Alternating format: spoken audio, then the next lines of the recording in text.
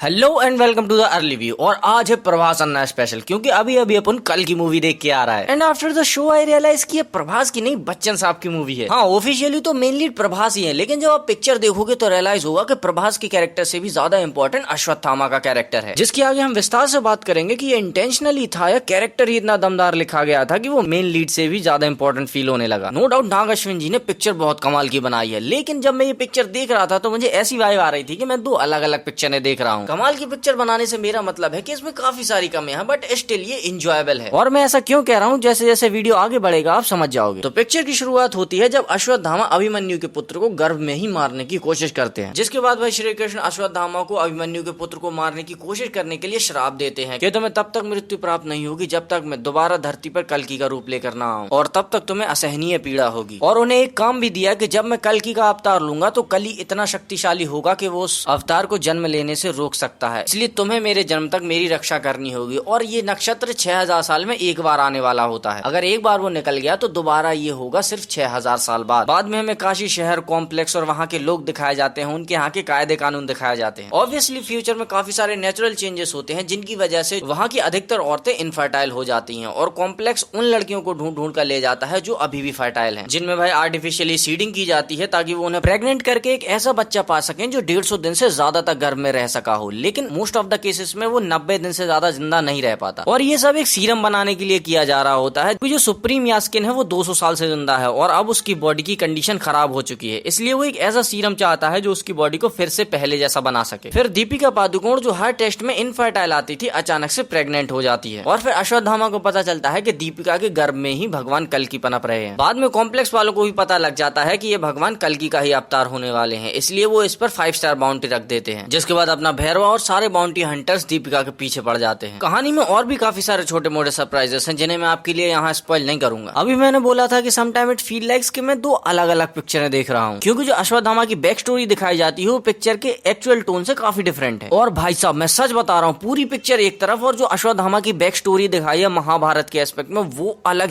ही level की है। और इस मामले में इन्होंने हमारा बिल्कुल भी चूतिया नहीं काटा। ऐसा नहीं किया है कि जो एक दो सीन्स हमें ट्रेलर में दिखाए गए थे वही यहीं डाल दिया और खत्म कर दिया, नहीं, हमें इससे और भी ज्यादा इलेबोरेटेड देखने को मिलती है उनकी back story. And personally I feel के सबसे बेहतरीन सीजीआई और वीएफएक्स जो था वो अश्वत्थामा की बैक स्टोरी में ही था, जहां शुरुआत में ही ये पिक्चर महाभारत के सीक्वेंसेस दिखा के भौकाल टाइट कर देती है कि आगे आपको तगड़ा माल मिलने वाला है। लेकिन जैसे ही वो सीक्वेंस खत्म होकर पिक्चर की प्रेजेंट टाइमलाइन शुरू होती है तो वहां डिग्रेडेशन दिखने लगता है वीएफएक्स और सीजीआई का। उसके बाद मैं सोच रहा था कि बस इतना ही था, इतने में ही इन्होंने सारा बजट फूक दिया क्या, but I was wrong. Picture के स्पेशल इफेक्ट्स कमाल के हैं, जिसका मेजर चंक आपको पिक्चर के सेकंड हाफ में देखने को मिलेगा। और सच कहूं तो आधा फर्स्ट हाफ बकचोदी से भरा हुआ है। फर्स्ट हाफ में भैरवा की स्टोरी को फॉलो करते हुए कई बारी तो मैं बोर फील कर रहा था, एंड आई वाज लाइक कि जल्दी से अश्वत्थामा को स्क्रीन पे लाओ तब मजा आएगा। बट इसका सेकंड हाफ काफी कमाल का है, जो इसके फर्स्ट हाफ के प्रेजेंटेशन की कमियों को छुपा लेता है, एंड फील होता है कि ज्यादा एफर्ट्स एंड ज्यादा रिसोर्सेज सेकंड हाफ में यूज हुए हैं। इसको भाई मैं मेकर्स की एक स्मार्ट अप्रोच मानता हूँ कि उन्होंने बजट का एलोकेशन इस तरीके से किया कि जो सबसे ज्यादा इंपॉर्टेंट सीन्स थे वो अलग ही फ्लरिश करते हैं, एक्शन बहुत ही बेहतरीन हो, और बच्चन साहब को आज भी एक्शन करते देखते हुए बहुत मजा आता है। नो डाउट मूवी बहुत खूबसूरत है, बहुत बढ़िया है, लेकिन इसकी खूबसूरती भी इसकी कमियों को छुपा नहीं सकती। सबसे पहली और सबसे नोटिसेबल चीज है इसके प्रॉप्स। भाई हो सकता है कि आप मेरे ओपिनियन से डिसएग्री करो, लेकिन भाई जिसने भी इसके प्रॉप्स डिजाइन किए हैं भाई सबसे पहले उसके 150 रुपए काटो, क्योंकि फिल्म मेकिंग में कुछ कलर्स के बेसिक्स होते हैं, या आप भी जानते हो कि काली या कुछ ऐसे डार्क कलर की कोई चीज होती है तो वो हमें देखने में भारी लगती है, चाहे फिर वो एक्चुअल में ना हो। बट इन्होंने गुड साइड के वेपन्स बनाए हैं व्हाइट कलर से। फिर भी मान लेते हैं चलो व्हाइट कलर से बना दिए तो बना दिए, कम से कम उनमें कोई वेट तो डालना था कि वो हाथों में समझ में आ रहा है कि कितने हल्के हैं। और चलो बड़ा दिल रख के इसको भी इग्नोर मार देते हैं, लेकिन फिर इम्प्रैक्टिकल से डिजाइन बनाने का क्या मतलब बनता है। भाई आपने इससे पहले कोई डिस्टोपियन मूवीज नहीं देखी क्या, जो फ्यूचर में सेटअप हो और वहां के वेपन्स कैसे होते हैं, अब वहां से इंस्पिरेशन लेते और कुछ बढ़िया सा बनाते। दूसरी एक मेजर प्रॉब्लम है इसका स्क्रीन प्ले। भाई इतनी बड़ी पिक्चर में कंटिन्यूटी एरर्स आ रहे हैं। पहले तो अपना भैरवा कॉम्प्लेक्स में जाता है और वहां एक आउट ऑफ प्लेस गाना आता है, जिसमें समझ में नहीं आ रहा है कि जो भी हो रहा है वो रियल में हो रहा है या सिर्फ भैरवा की इमेजिनेशन है। और उसी में ऐसे कंटिन्यूटी एरर्स आ रहे हैं कि एक सीन में भैरवा ओवरकोट पहने हुए है, अगले सीन में वो उसे उतारता है, अगले सीन में फिर वो ओवरकोट उसकी बॉडी पे होता है, और अगले ही सीन में जब उसे गार्ड्स पकड़ते हैं तो फिर वो बिना कोट के होता है। ऑब्वियसली आप ये सिली मिस्टेक्स इस लेवल की पिक्चर से तो नहीं एक्सपेक्ट करते। और भाई इसका म्यूजिक, अगर कहीं इस पिक्चर के स्टार कट रहे हैं तो इसका सबसे बड़ा रीजन होगा इसका म्यूजिक, जो हर जगह इक्वली खराब नहीं है। आप इसके एक्शन सीक्वेंसेस का या इमोशनल सीक्वेंसेस का म्यूजिक देखोगे वो काफी बढ़िया है, बट जो नॉर्मल सिचुएशन में म्यूजिक बज रहा होता है वो उस सिचुएशन पे सूट ही नहीं करता। एकदम से बीट ड्रॉप हो रही है, सडनली म्यूजिक चेंज हो रहा है, जो आपको अनकंफर्टेबल ऑकवर्ड सा फील कराता है, जिसके लिए मेरा मानना है कि मालिक जब इतना खर्चा हो ही गया है तो एक चिप्स भी ले ही लेते हैं। आई मीन जब इतना खर्चा हो ही गया है तो एक बढ़िया सा म्यूजिक डायरेक्टर लेने में क्या दिक्कत थी। एंड एक बार सोच के देखो, अगर इस पिक्चर में म्यूजिक MM कीरवानी ने दिया होता तो भाई साहब पिक्चर अलग ही लेवल अचीव कर चुकी होती अब तक। यार अब जो है सो है, लेकिन आपको कैमियो भर भर के देखने को मिल जाएंगे। हमारी सीतारामम की पूरी कास्ट उठा ली उन्होंने, मृणाल ठाकुर और हमारे दिलकर सलमान, फिर उसके बाद विजय देवरकोंडा और अपने